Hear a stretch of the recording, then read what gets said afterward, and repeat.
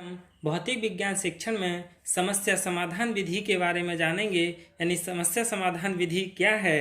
Problem solving method यानी समस्या समाधान विधि विद्यार्थी की मानसिक क्रिया पर आधारित है, क्योंकि इस विधि में समस्या का चयन करके विद्यार्थी स्वयं के विचारों एवं तर्क शक्ति के आधार पर मानसिक रूप से समस्या का हल ढूंढकर नवीन ज्ञान प्राप्त करता है।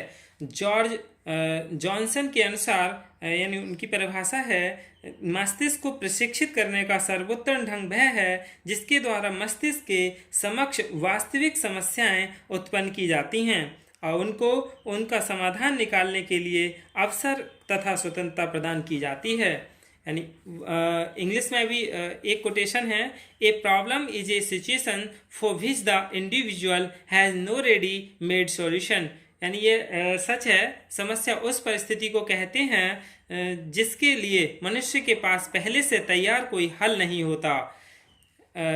ऐसी परिस्थितियों में मनुष्य को तुरंत ही उस परिस्थिति का सामना करने के लिए साधन जुटाने पड़ते हैं। बहुत सी बातों के बारे में सोचना पड़ता है, कभी उसे वह समस्या ही नहीं लगती और वह सोचकर व्यक्ति कुछ भी नहीं करता।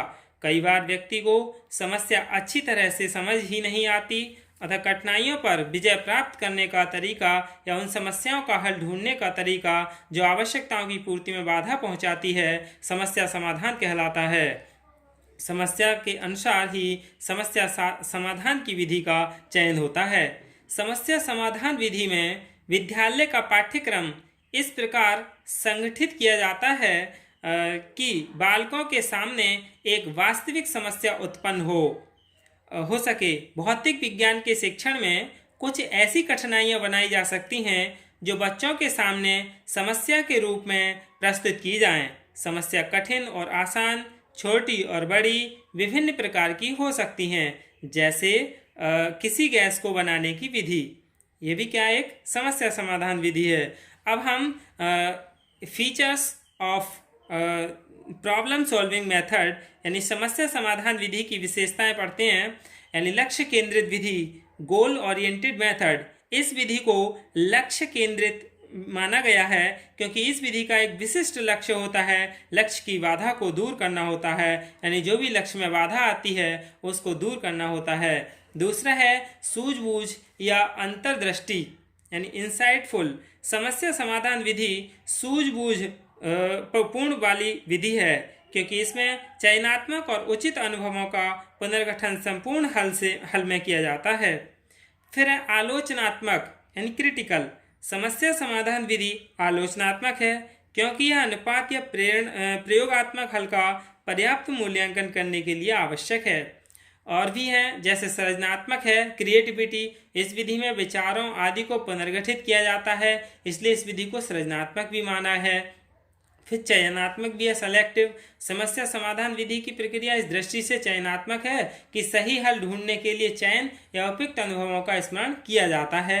अब हम समस्या समाधान विधि के सोपान या चरण के बारे में पढ़ेंगे। समस्या समाधान विधि के सोपान कौन से हैं। पहला है समस्या का चयन करना।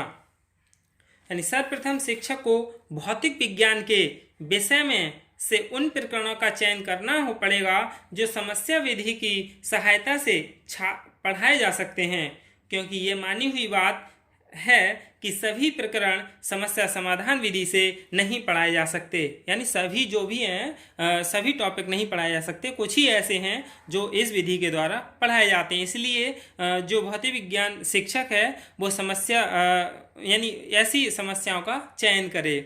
फिर है समस्या से संबंधित तथ्यों का एकत्रीकरण एवं व्यवस्था।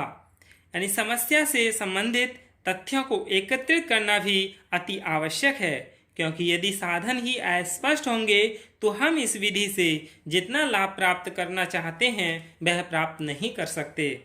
अगला है समस्या का महत्व स्पष्ट करना।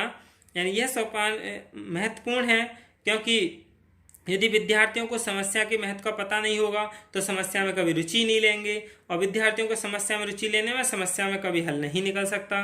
फिर है तथ्यों की जांच तथा संभावित हलों का निर्णय। इसमें समस्या के महत्व को स्पष्ट करने के बाद समस्या से संबंधित तथ्यों की जांच की जाती है और यह पता लगाया जाता है कि उनमें से कौन से तथ्य समस्या के अनुरूप हैं और किन तथ्यों को अस्वीकृत किया जा सकता है, यानी अस्वीकार किया जा सकता है। तथ्यों की जांच बहुत आवश्यक है क्योंकि उसके उपरांत ही समस्या का हल निकालने का प्रयत्न किया जाता है। हो सकता है कि किसी समस्या का हल कई प्रकार से निकलता हो, तब शिक्षक और विद्यार्थी दोनों मिलकर सबसे सही हल ढूंढने का प्रयत्न करेंगे। तथ्यों का आलोचनात्मक विश्लेषण, समालोचन तथा विचार विमर्श किया जाएगा और तत्पश्चात यानी उसके बाद निष्कर्ष पर पहुंचा जाएगा। अगला है सामान्यीकरण एवं निष्कर्ष निकालना, यानी तथ्यों की जांच के बाद उन तथ्यों का सामान्यीकरण करना आवश्यक है। सामान्यीकरण से निष्कर्षों के सत्यापन में सहायता मिलती है। इसके साथ ही यह भी जानने के लिए प्रेरणा मिलेगी कि ये निष्कर्ष प्रयोग में लाए जा सकते हैं या नहीं। अगला है निष्कर्षों का मूल्यांकन एवं समस्या का लेखा जोखा बनाना, यानी बाद में समस्या का यानी सबसे लास्ट में अंत में समस्या का लेखा जोखा निकाला जाता है और समस्या के समाधान के लिए जिस निष्कर्ष या परिणाम पर विद्यार्थी व शिक्षक पहुंचते हैं उनका मूल्यांकन किया जाता है और समस्या के समाधान का अंतिम सोपान यही क्या है, समाप्त होता है। यानी ये अंतिम सोपान है निष्कर्षों का मूल्यांकन करना। इसके बाद हम समस्या समाधान विधि के लाभ के बारे में पढ़ेंगे, यानी इस विधि के लाभ क्या हैं। तो सबसे पहला लाभ इसका यही है कि जीवन की समस्याओं को सुलझाने में सहायक, यानी इस विधि में बालक जीवन में आने वाली समस्याओं को सुलझाने के लिए हमेशा तैयार रहता है। प्रत्येक व्यक्ति को जीवन में अनेक समस्याओं का सामना करना पड़ता है और विद्यालय में समस्याओं के समाधान के प्रशिक्षण प्राप्त करने से विद्यार्थी में ऐसे कौशल और अनुभव आ जाते हैं जिससे वे जीवन की समस्याओं का समाधान करना सीख जाते हैं। इसके बाद स्वाध्याय की आदत का निर्माण, यानी बच्चे में स्वाध्ययन की आदत का निर्माण होता है जो आगे चलकर जीवन में बहुत लाभकारी सिद्ध होता है, यानी वो दूसरों पर निर्भर नहीं रहते हैं।